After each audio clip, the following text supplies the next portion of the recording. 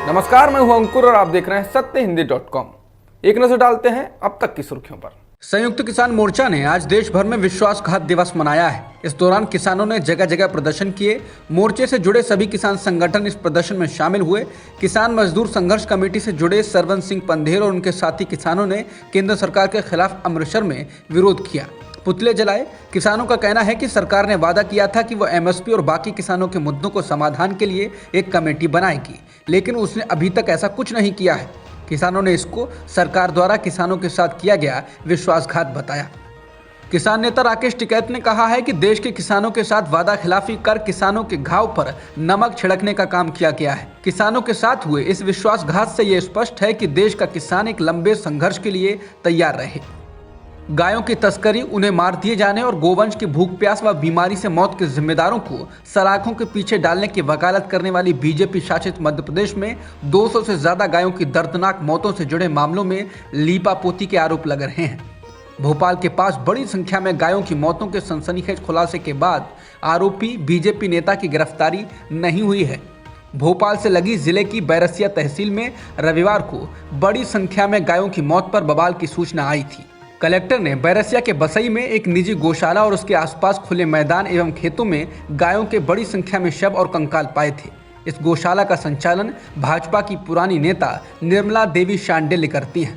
आरंभिक पड़ताल में बड़ी संख्या में गायों की मौत की वजह भूख प्यास और बीमारी पाई गई। पूर्व मुख्यमंत्री और राज्यसभा के सदस्य दिग्विजय सिंह ने सोमवार सुबह एक के बाद एक कई ट्वीट करते हुए सरकार को आड़े हाथों लिया। उन्होंने आरोप लगाया कि गौशाला का संचालन करने वाली भाजपा नेता के तार विश्व हिंदू परिषद से जुड़े हुए हैं, लिहाजा पूरे मामले में लीपापोती हो रही है। गोहत्या का प्रकरण दर्ज नहीं किया गया है, गिरफ्तारी नहीं हुई है। यदि यही कृत्य गैर भाजपा या गैर हिंदू का होता तो अब तक उस पर एनएसए लग जाता, मकान तोड़ दिया जाता। सिंह ने कहा कि गृह मंत्री मौन क्यों हैं। गोहत्या करने वालों के खिलाफ सख्त कार्रवाई करने की लड़ाई कांग्रेस आखिरी दम तक लड़ेगी। वहीं गृह मंत्री नरोत्तम मिश्रा ने सोमवार सुबह मीडिया से कहा कि 9 गायों के शवों का पीएम कराया गया है। पीएम रिपोर्ट में 6 गायों की मौत बुजुर्ग होने, 2 की मौत निमोनिया और 1 की मृत्यु लीवर से जुड़ी बीमारी की वजह से होना पाया गया। गृह मंत्री ने कहा कि मामला सामने आने के बाद गौशाला का लाइसेंस निरस्त कर दिया गया है। गौशाला संचालक के खिलाफ केस दर्ज कर लिया गया है। गौशाला का संचालन अब सरकारी स्तर पर हो रहा है। प्रधानमंत्री नरेंद्र मोदी ने पश्चिमी उत्तर प्रदेश के 5 जिलों में 21 विधानसभा सीटों के लिए वर्चुअल रैली को संबोधित किया। चुनावों की घोषणा के बाद प्रधानमंत्री मोदी का यूपी में यह पहला कोई कार्यक्रम था। वर्चुअल रैली में मोदी ने कहा कि 5 साल पहले व्यापारियों को लूटा गया था, जबकि महिलाएं अपने घरों से बाहर नहीं निकल सकती थी। उन्होंने कहा कि योगी सरकार ने उन गुंडों और माफियाओं को सबक सिखाया है जो खुद को कानून से ऊपर समझते थे। इसके साथ ही उन्होंने ये भी कहा कि विपक्ष इसलिए सत्ता में आना चाहता है ताकि वो बदला ले सके। यूपी में अजीबोगरीब हालात में एनकाउंटर के दौरान मारे गए गैंगस्टर विकास दुबे के शार्प शूटर अमर दुबे की पत्नी खुशी दुबे की मां गायत्री दुबे को कांग्रेस ने टिकट दे दिया है। खुशी दुबे की मां गायत्री को कल्याणपुर विधानसभा सीट से टिकट दिया गया है। इसको कांग्रेस के द्वारा ब्राह्मणों को साधने की एक कोशिश बताया जा रहा है। बता दें, विकास दुबे की गैंग में शामिल शार्प शूटर अमर दुबे की शादी बिकरू कांड से 2 दिन पहले खुशी दुबे के साथ हुई थी। अमर दुबे का 8 जुलाई 2020 को एनकाउंटर होने के बाद नई नवेली दुल्हन खुशी दुबे पर मुसीबतों का पहाड़ टूट पड़ा था। पुलिस ने खुशी दुबे को भी अमर के घर से गिरफ्तार कर लिया। घटना के 2 दिनों बाद खुशी पर 7 संगीन धाराएं लगा दी गईं। खुशी पर हत्या, हत्या का प्रयास, डकैती, चोरी, धोखाधड़ी से संपत्ति हत्याने जैसे गंभीर आरोप लगाए गए। खुशी दुबे का वकील का कहना है कि पुलिस खुशी दुबे के घर से कुछ भी बरामद नहीं कर पाई थी। 2 दिन पहले जिसका विवाह हुआ वो बिकरू कांड में कैसे शामिल हो सकती है, वो पुलिस को इस साजिश की सूचना पहले से कैसे दे सकती है। चुनाव आयोग ने आज एक बार फिर चुनावी राज्यों में रैलियों पर लगी रोक को आगे बढ़ा दिया है। इसके साथ ही अब चुनावी राज्यों में रैलियों और रोड शो पर लगी रोक 11 फरवरी तक रहेगी। इसके साथ ही चुनाव आयोग ने अब खुले स्थान पर आयोजित सभा में शामिल होने वाले लोगों की संख्या को 500 से बढ़ाकर 1000 करने की इजाज़त दे दी है। इसके अलावा इंडोर मीटिंग में 500 लोग शामिल हो सकते हैं। वहीं डोर टू डोर कैंपेन में भी ढील दी गई है। अब 20 लोग घर घर जाकर प्रचार कर सकेंगे। हालांकि डोर टू डोर प्रचार में देखा गया है कि हजारों की संख्या में भीड़ जुट रही है। राष्ट्रपति के अभिभाषण के बाद लोकसभा में आर्थिक सर्वे पेश किया गया। वित्त वर्ष 2021-22 में देश के रियल जीडीपी ग्रोथ का अनुमान 9.2% रखा गया है। ये आरबीआई के 9.5% के अनुमान से कुछ कम है।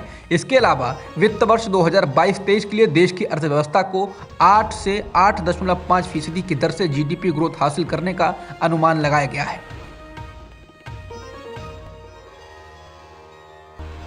कांग्रेस नेता अधीर रंजन चौधरी ने कहा कि हमने पेगासस पर सदन में विशेषाधिकार प्रस्ताव पेश किया है। ये सरकार सदन, सुप्रीम कोर्ट और देश की जनता को गुमराह कर रही है।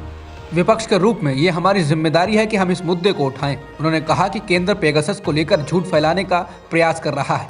इसके अलावा कांग्रेस नेता केसी वेणुगोपाल ने कहा कि आईटी मंत्री ने ये कहकर संसद को गुमराह किया कि पेगासस का भारत सरकार से कोई संबंध नहीं है। उन्होंने कहा कि अब दुनिया के सबसे विश्वसनीय अखबार का कहना है कि पेगासस डील पीएम मोदी के इजरायल दौरे के दौरान हुई थी, इसलिए हम विशेषाधिकार प्रस्ताव पेश कर रहे हैं।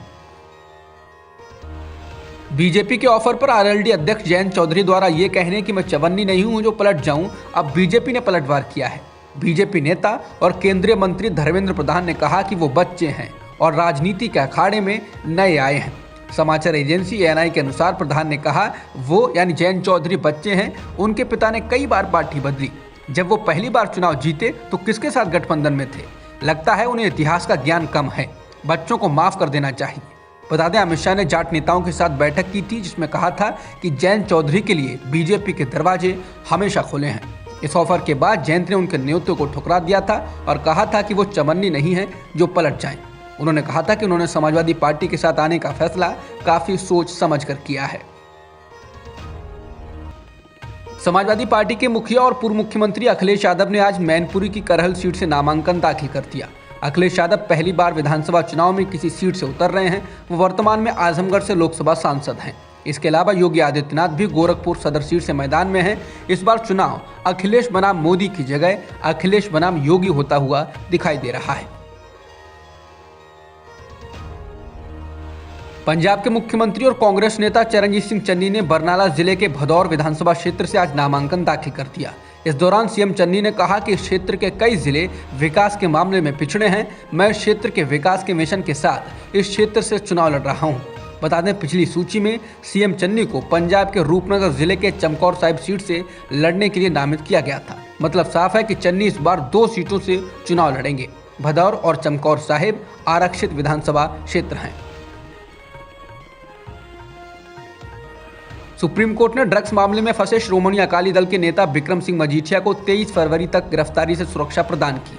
इसके साथ ही 23 फरवरी को संबंधित ट्रायल कोर्ट के समक्ष आत्मसमर्पण करने और ड्रग मामले में नियमित जमानत के लिए आवेदन करने को कहा है।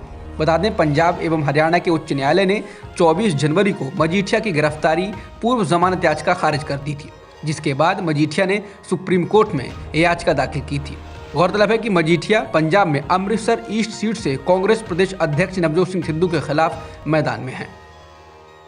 अब तक की खबरों में इतना ही। बाकी खबरों के लिए बने रहिए सत्यहिंदी.com के साथ। सत्य हिंदी का ऐप डाउनलोड करें गूगल प्ले स्टोर पर।